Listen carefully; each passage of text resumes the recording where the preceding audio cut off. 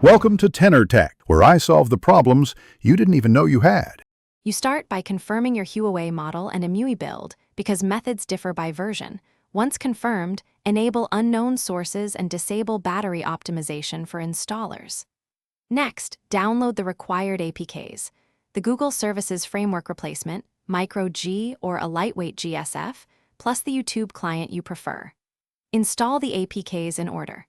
Services first, then frameworks, then the YouTube app. Make sure each installer reports success. Now you'll configure the replacements. Open Micro G or the Google Auth proxy and complete the account sign-in flow, granting permissions when prompted. Once done, go to Settings, Apps, and force stop the YouTube app, then clear its cache. This makes the app use the new backend. Make sure the service components are allowed to run in background and exempt from battery management, because otherwise authentication or playback may fail intermittently.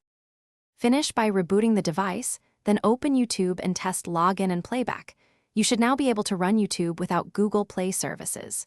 If it still fails, clear app data, reinstall the framework and service APKs in the correct order, and reboot again.